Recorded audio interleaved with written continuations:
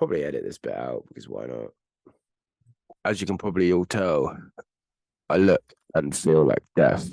But I thought, why not film my Q&A? Yeah. So I've asked a couple of you on Instagram to give me some questions. But let's start off with this one. Everyone asks how Mango is, but no one ever asks how Paul is. This time, answer it. Angry face. Paul's okay. Paul's quite stressed because I'm self-employed. So I don't work, I don't get any money, and I've just had the last couple of days off, and everyone's really feeling the pinch of money right now. So because I'm dying with a cold, I'm a bit stressed. I struggle with mental health anyway, which is no secret to anyone if you follow me.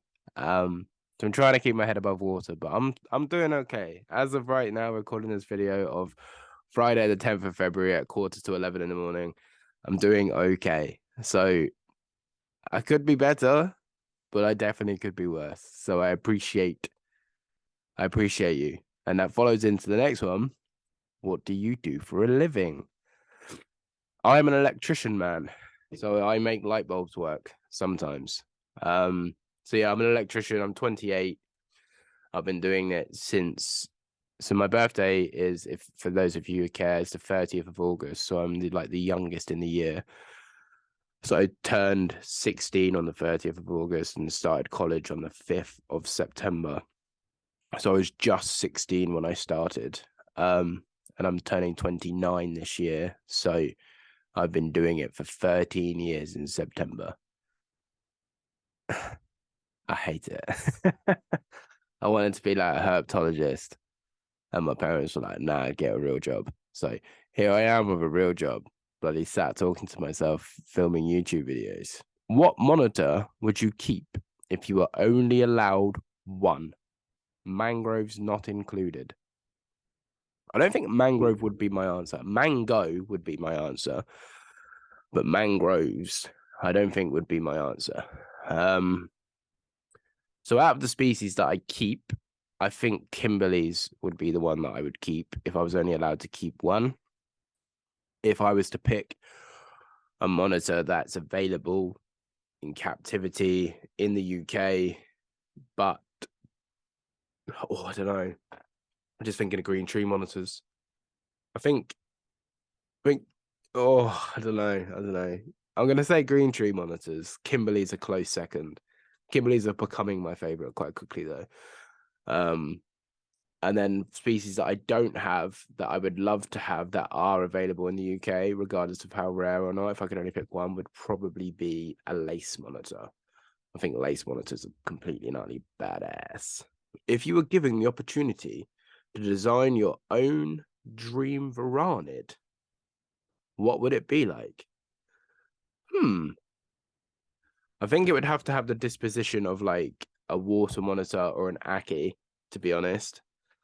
Be a bit quirky with it, but like an Aki. I think right around the 3 foot is a good size lizard. Similar builds to like mangrove monitors, so not round, the quintessential monitor look. I love burgundy, so I think a burgundy back. So basically just a burgundy mangrove monitor would probably be my dream monitor lizard, to be honest, because I think with a longer tail. So like if you just basically took a Kimberley and put it to mangrove monitor size, then that would be pretty much the perfect thing. If you had the opportunity to create a product for the reptile hobby, what would you create and why? A product for the reptile hobby. First thing that comes into my head is plug and play nest boxes. I think plug and play nest boxes are undervalued because obviously speaking monitor lizards, but a lot of stuff needs a nest box. What else? I spoke to Father Blue actually about creating like a custom built like test tube for the green tree monitors to do the whole diggy thing. That'd be pretty cool, but that's obviously not a necessity. A plug and play lighting rig, just to allow people to get the correct lighting would be pretty cool. I know Arcadia do the Thermal Zoo Pro, whatever it's called. I think this nest box is because that's the biggest killer in the varanid. So I think a custom plug and play nest box. Why QnA? Uh, if I'm honest, I'm a little bit underwhelmed with the QnA. I was told that the QnA would be here, there, everywhere, running around, blah blah blah.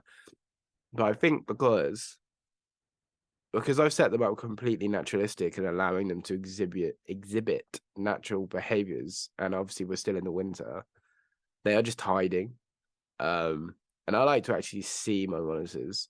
And I thought the Kims would be like hiding and hidden away, and the QnA out and about, and it's been the opposite. But yeah, the QnA, they're pretty cool. I mean, they're literally this big. They're a good size goanna. You can put them in a small. Mine are in a 4 foot by 3 foot by 2 foot viv, 4 foot long, 3 foot tall, 2 foot deep, and it's massive for four. Like it's not it's big for four, but you put one Kimberly in there and you're a bit like, oh, so that's important. I think a lot of people want these massive monitors and then they go like stick them in an 8x4 and you've got like a 6 foot lizard in an 8x4 or a 5 foot lizard in an 8x4. And it's just not good enough, So like these things like QnA, Kingorum, Primordius, even Ackies, you can give them so much. Also, leave a comment if you think I sound sexy, because I know Fee thinks I sound sexy, but I don't think I sound well. Maybe, but yeah, my voice is gone. I'm not very well.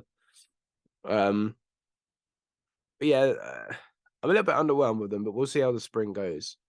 But yeah, they're a very good size, and apparently they're all monitor. But I'm yet to see that, if I'm completely honest, which makes me sad. What is your end goal you hope to achieve with keeping reptiles? Selfishly, I would like to get 2 pairs of mangroves. I would like to raise up both pairs, breed both pairs, have babies from both pairs, and then pair those babies and have F2 captive bred mangroves before I die. That would be pretty incredible. Just producing mangroves full stop would be pretty incredible. Making sure these species are still around and being cared for properly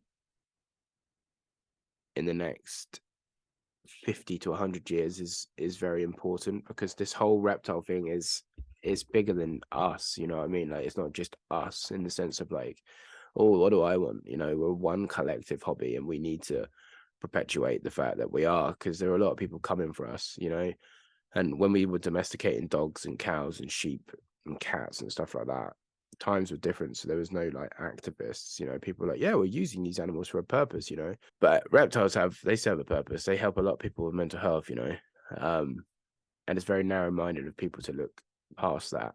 And all these animals belong in the wild, but so does your dog. You know what I mean?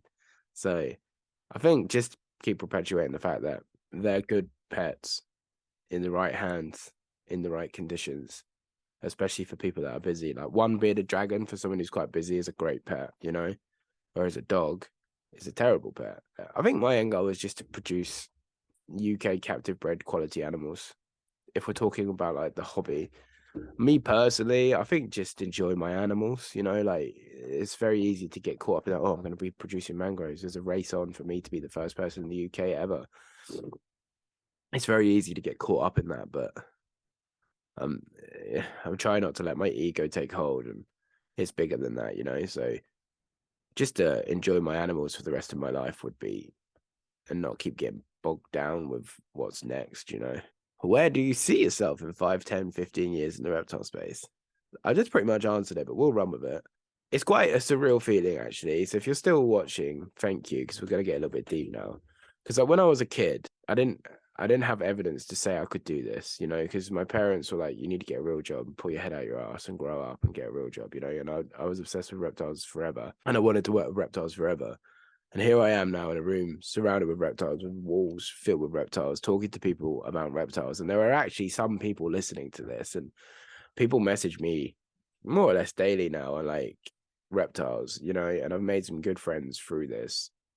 So I think just to continue that and just keep building relationships and keep becoming the guy that 7-year-old me wanted to be, I think that's a good goal. for the next 5, 10, 15 years. I think that's a good goal forever. Just keep chasing my shadow, you know, like, but also remember to sit in the moment and enjoy the moment and appreciate what I have and what I've built and what I've accomplished, because 20 years ago, this was never feasible. You know, 5 years ago, this was never feasible. So I'm doing good, and I need to remind myself that, you know, everyone who's following dreams of their kid, their child, is you're always on to the next thing. You're always going, oh, what next? What next? What next? Sometimes you have to step back and go, wow, like, look where I've come, look what I've done, you know? So I think just keep pushing forward personally to a degree where I'm happy. And I think that's the main goal. And that's it. So, everyone, thank you for tuning in and listening to my sexy voice stories with Paul. This is just a quick video because I am struggling a little bit with YouTube at the moment. I find the podcast I like, and I've got some pre-podcast done. The Father Blue one will probably be up. I got some nice feedback from the Terrarium channel as well, so thank you all for who reached out. Father Blue will probably be up before this podcast. I'm doing okay on podcasts at the moment. I like the podcast because I can talk to people.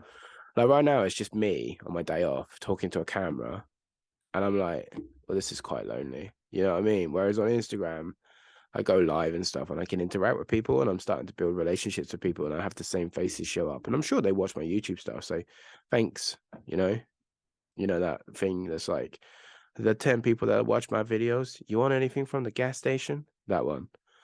Like, thanks, you know, like, you all know who you are. Like, we speak and you show up and it's dropping the lives. And I appreciate it. I really do appreciate it, you know.